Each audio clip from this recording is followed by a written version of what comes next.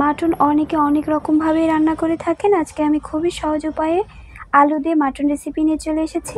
দেখে নিশ্চয়ই আন্দাজ করতে পারছেন এই মাটনটা কতটা লোভনীয় হয়েছে। খুব কম সময়ে কম মশলাতে কিভাবে সহজে এই মাটন রেসিপিটা রেডি করে নিতে পারবেন, চলেন আমি প্রসেসটা শেয়ার করি। সো হ্যালো এভরিওয়ান, আসসালামু আলাইকুম সবাইকে।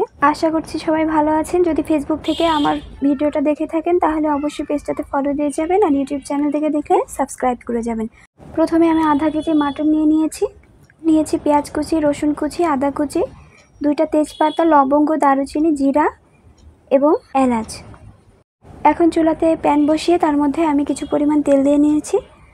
তেলটা আমি আন্দাজ মতো দিয়ে নিচ্ছি, তবে এখানে কিন্তু আমি অনেক বেশি তেল ইউজ করিনি, সবসময় আমি কম তেলে রান্না করতে পছন্দ করি।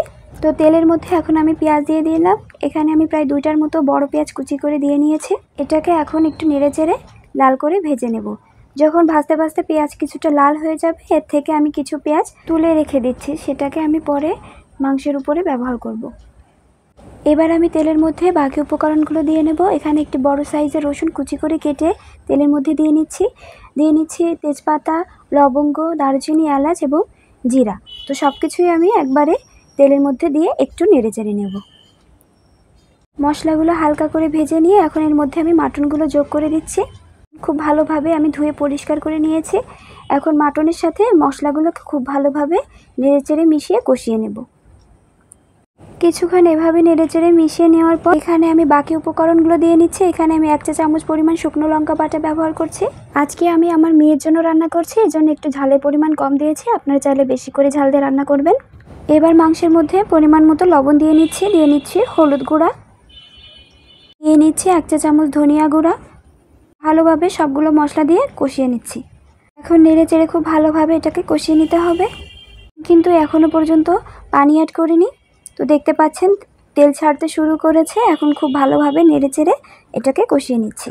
নাড়তে নাড়তে যখন মাটন মশলা খুব ভালোভাবে সিদ্ধ হয়ে যাবে, তখন আমি এর মধ্যে পরিমাণ মতো পানি অ্যাড করে নেব। এখানে আমি প্রায় 1.5 কাপের মতো পানি ব্যবহার করছি।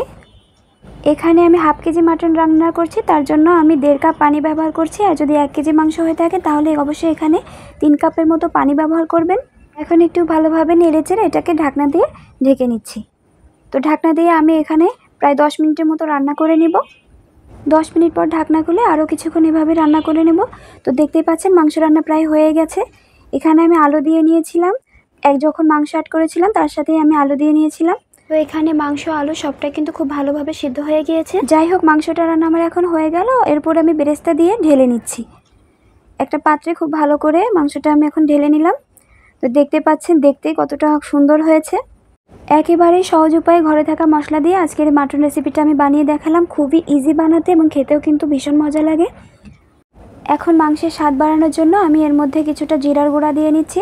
তো জিরা চুলাতে টেলে নিয়ে সেটাকে হামানে একটু গুঁড়া করে নিয়ে তারপর মাংসের মধ্যে এটাকে দিয়ে নিচ্ছি। তো দেখতেই পাচ্ছেন দেখতে কতটা সুন্দর হয়েছে, আর এখন কিন্তু এর টেস্ট আরও অনেক বৃদ্ধি পেয়েছে। এভাবে একদিন মাটন রান্না করে খেয়ে দেখুন, অসম্ভব মজা হয় খেতে। আজকের মাটন রান্নাটা কেমন হয়েছে অবশ্যই কমেন্ট করে জানাবেন। So enough for today, take care always, আল্লাহ হাফেজ।